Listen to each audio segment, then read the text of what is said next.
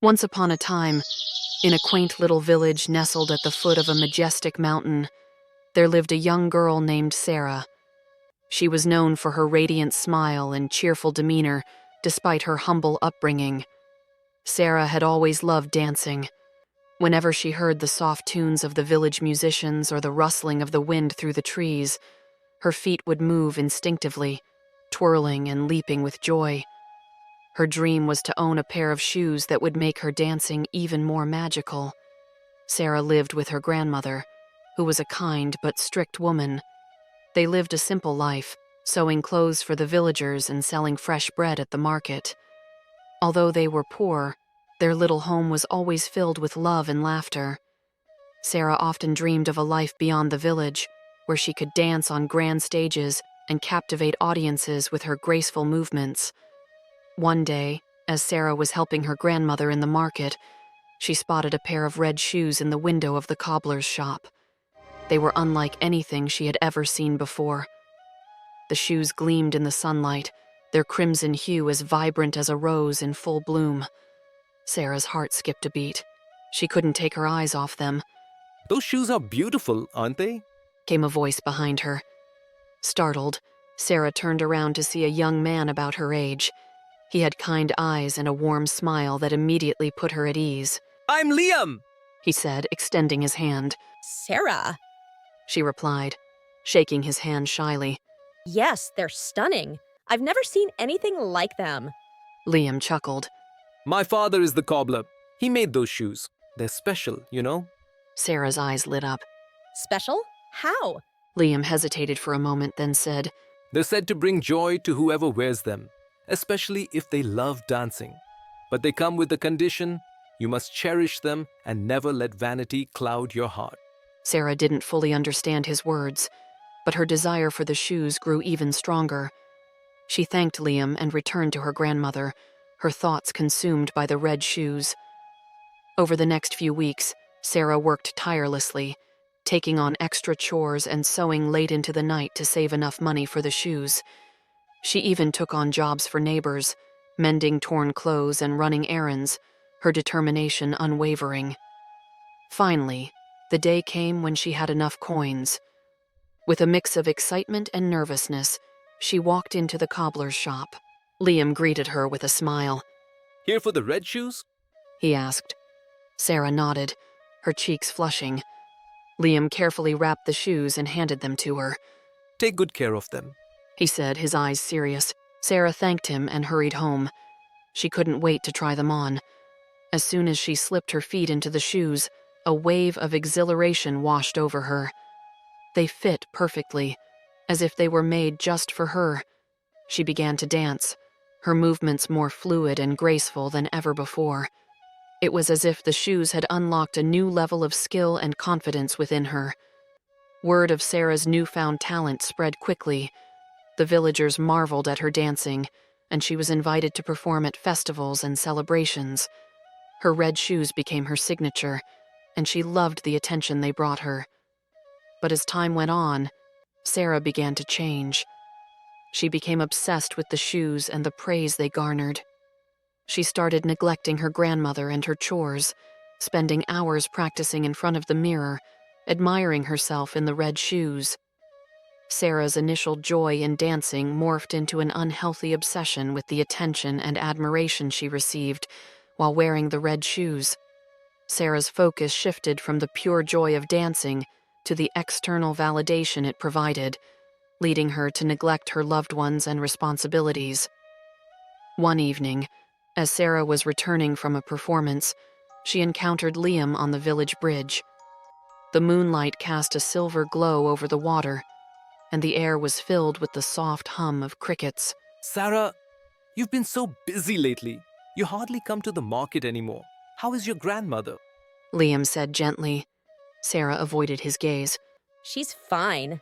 I've just been focused on my dancing. She said quickly. Liam frowned. Sarah, remember what I said about the shoes? They're meant to bring joy, not consume you. Don't lose sight of what truly matters. Sarah brushed off his words and walked away, her heart heavy but her pride unwilling to admit he might be right. That night, She had a strange dream. She saw herself dancing on an endless stage, the red shoes leading her every move. At first, it was exhilarating, but soon she realized she couldn't stop. The shoes had a life of their own, forcing her to dance until she was exhausted and desperate for rest. When she woke up, she dismissed the dream as a figment of her imagination. But over the next few days, she began to notice something odd. Whenever she wore the red shoes, she felt an uncontrollable urge to dance. It was as if the shoes had taken over her will. She couldn't stop, even when she wanted to. The joy she once felt turned into fear. Desperate for help, Sarah turned to Liam. The shoes, they won't stop. I can't control them. She confessed, tears streaming down her face. Liam looked at her with a mix of concern and determination. We'll figure this out together. But first, you need to take them off. He said. Sarah nodded and tried to remove the shoes, but they wouldn't budge. It was as if they were glued to her feet. Liam thought for a moment and said, There's an old legend about a magical spring in the mountains. It's said to break curses and restore balance. We'll go there. The next morning, they set off on their journey. Liam carried a small pack of supplies, while Sarah struggled to keep up, the red shoes forcing her to dance even on the uneven mountain paths. Despite the difficulty, Liam's presence gave her strength. He was patient and encouraging, often cracking jokes to lighten the mood. As they climbed higher, the scenery grew more breathtaking. Wildflowers carpeted the meadows, and crystal-clear streams sparkled in the sunlight.